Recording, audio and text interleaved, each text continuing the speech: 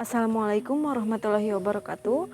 Perkenalkan, nama saya Puji Fajriati Nisa dengan NPM 235009160. Di sini saya akan menyampaikan sedikit narasi terkait esai dengan tema peran generasi milenial dalam peningkatan ketahanan pangan melalui diversifikasi pangan menuju Indonesia sebagai lumbung pangan dunia di 2045.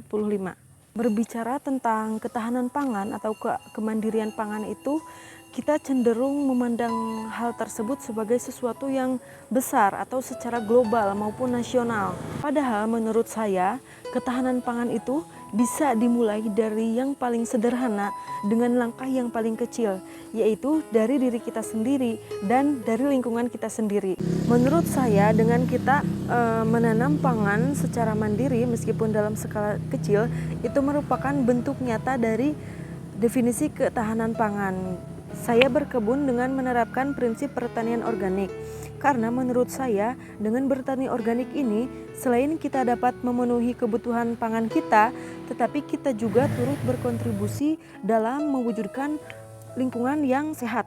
Jika kita melihat keadaan negara Indonesia saat ini, bagaimana Indonesia akan menjadi lumbung pangan dunia di tahun 2045, sedangkan saat ini saja kebutuhan pangan di dalam negeri tidak dapat dipenuhi, terutama pada komoditas utama seperti beras dan kedelai. Bahkan mengimpor beberapa juta ton beras dari negara lain, kemudian beberapa juta ton kedelai dari negara lain. Hal itu tidak luput dari produktivitas di negara kita yang tidak memenuhi kebutuhan atau permintaan. Harga dari produk impor lebih murah dibandingkan dengan produk lokal. Kemudian kualitas produk di negara kita yang kalah dengan produk dari luar. Jadi sebelum kita berambisi untuk menjadikan negara kita itu sebagai lumbung pangan dunia di tahun 2045, kita seharusnya fokus terlebih dahulu dalam upaya pemenuhan kebutuhan di dalam negeri, terutama dalam komoditas pangan utama seperti beras, kedelai. Nah, bagaimana hal tersebut bisa dicapai? Di antaranya dengan melakukan diversifikasi pangan.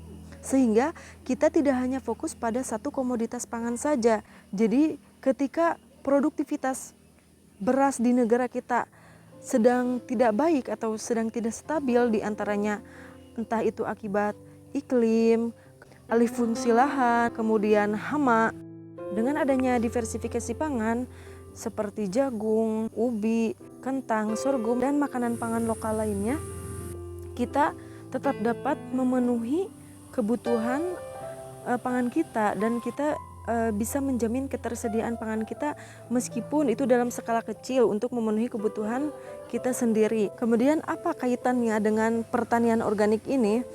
Nah, tentunya ketahanan pangan ini berkaitan erat dengan produktivitas dari hasil pertanian.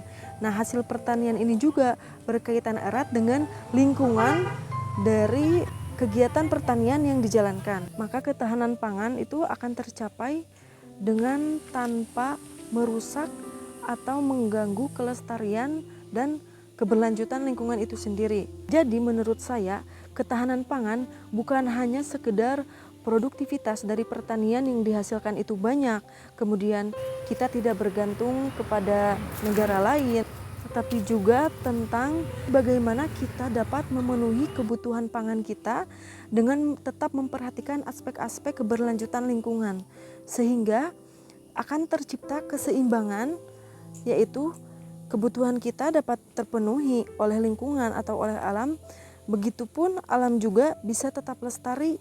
Dari langkah kecil ini, saya percaya Indonesia dapat mencapai kemandirian pangan yang berdaulat, lestari, dan berkelanjutan. Sekian dari saya, terima kasih. Wassalamualaikum warahmatullahi wabarakatuh.